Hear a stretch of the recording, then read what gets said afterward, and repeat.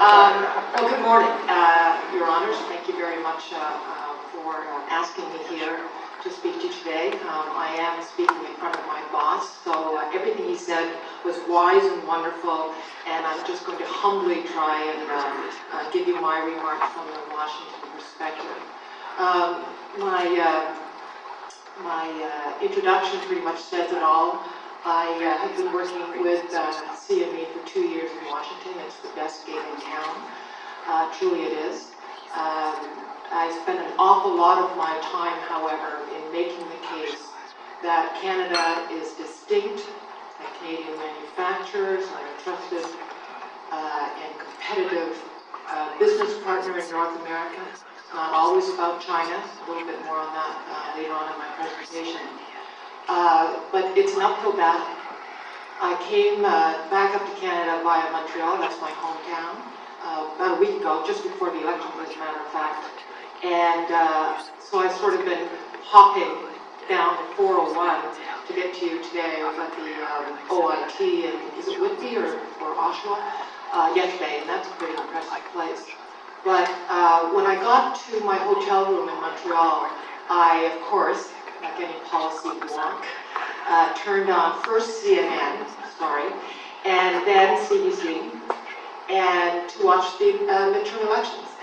And I will tell you, as a Canadian observer in the United States for a long, long time, married to an American, Canadians are far more sophisticated and aware of what is happening in the United States than vice versa. Not only are you aware, you are better informed.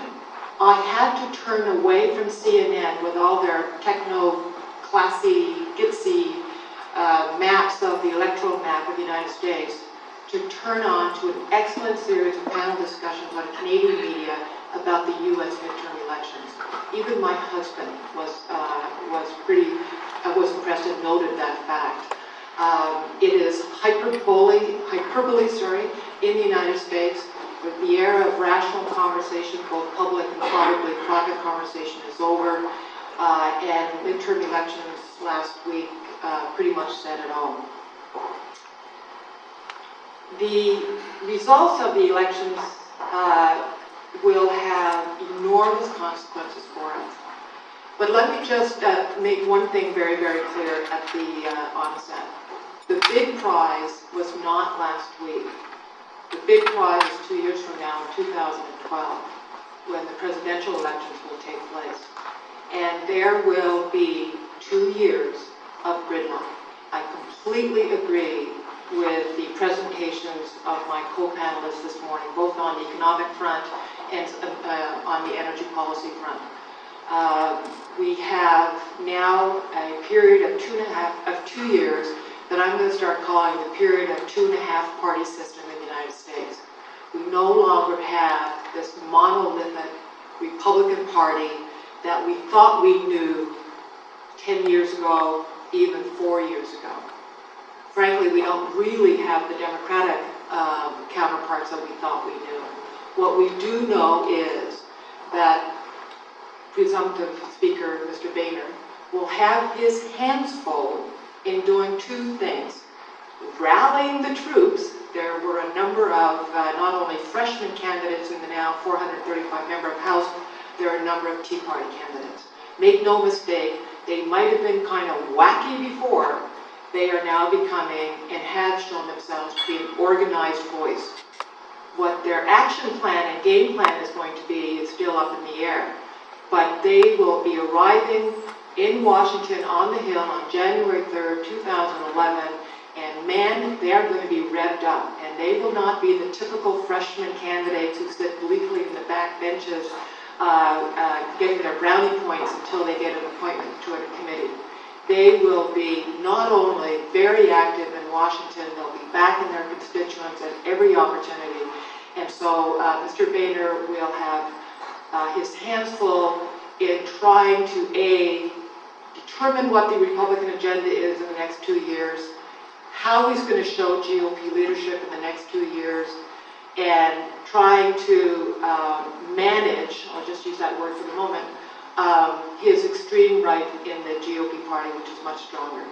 And that GOP conservative right is bolstered by a far-reaching shift at the constituent level in the United States towards social conservatism. And also patriotic, a sense of patriotism in the United States that's going to manifest itself for purposes of this audience in very many ways, and I'll give you a few suggestions. On the Democratic side, you had loss of a number of seats for the Senate for Mr. Reid. Not only is that the case, we're down to, I can't remember, 52 for the Dems, so they still have a majority. They don't have the filibuster-proof 60. They lost that last year. But Mr. Reid himself had quite a battle in his home state with the Tea Party candidate. And he personally will be always watching his backyard in the next 2 years to make sure that he doesn't overstep his political brownie points and his playbook either. And then, of course, you have, for the next 2 years, these same players in the administration. That did not change. That will change in 2000, in the next presidential elections. So what we can expect on the Hill, well, for the next week or so, it's going to be a lame duck session. Before they, with the same players and the same members and the same power schemes and leverages in Congress as we had before the elections, that will be the case until the end of this calendar year before the new session starts. So we have a lame duck session. They left town to go vote with not a lot having been accomplished. The government is still operating under continuing resolution. They did not even get one of the key 13 appropriation bills, I don't even think passed out of committee. So who knows what's going to happen in the lame duck? It might be an omnibus government spending. Why do we care about that? Because those omnibus appropriation bills are huge. They can be voted upon in the middle of the night, as we've seen in the last 2 or 3 cycles, and there's a lot of pork barreling going on in those appropriation bills. So me and many of my colleagues in Washington, D.C. are going to have some sleepless nights for the next 2 or 3 weeks. Bush budget cuts were mentioned.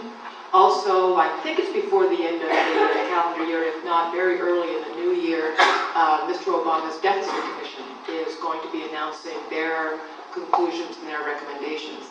I doubt very much that any one of those recommendations are actually going to be acted upon, but it's going to bring out a lot of extreme rhetoric, a lot of political dialogue, and there's just that much time on the Hill.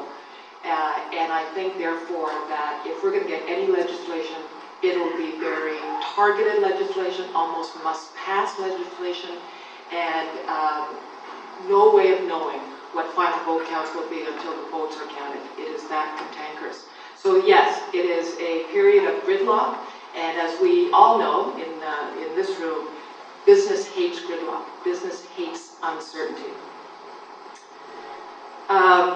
I don't think that there's a hope in heck that we're going to get energy legislation in the 112th Congress. Before I came here this morning, I made 3 phone calls to my stalwart 3 people in Washington who I respect and admire an awful lot who watch this, and no one thinks that any version of a cap and trade that was vilified in the 111th is going to reemerge in any shape, manner, or form in the 112th. I don't like to make predictions, so I will be careful about that, but that's my bet. What does that mean? Well, at least 2 more years of the absence and lack of any national standards,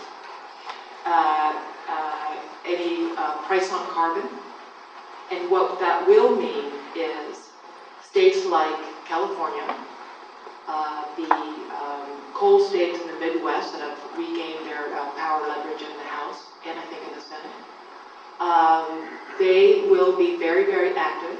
EPA Browner is not going anywhere, and she and her administration and her agency will continue a very robust and vigorous rulemaking on a number of fronts under their authority under the Clean Air Act of 2005. So watch for that. Each one of the EPA rulemakings will be lengthy and drawn out. The public comment period, I'm sure, will be more than the traditional 3 to 6 months. They will be challenged by the court, or at the court, by many industry, if not NGOs in the United States. It's not going to be pretty.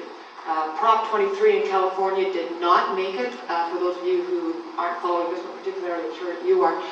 The California ballot, I love that state. It really is governed by a proposition. I can imagine what it must be like to be a governor in that state. But Prop 23 was the proposition that the state should not implement any of its emissions rules if the unemployment rate is higher than a certain percent. I think it was 7 or 9%. Anyways, it hasn't been that low since 1968 or 69. But that sent chills down a lot of people's backs in the energy industry, because what happens in Sacramento usually sort of barrels and rolls east. And so the defeat of Prop 23, which was fueled by out-of-state money, is, for this year anyways, and for the next 2 years, that was defeated. But energy and emissions and renewable energy portfolios on a national scale, I'm not sure, unfortunately, that we're going to be seeing any of that.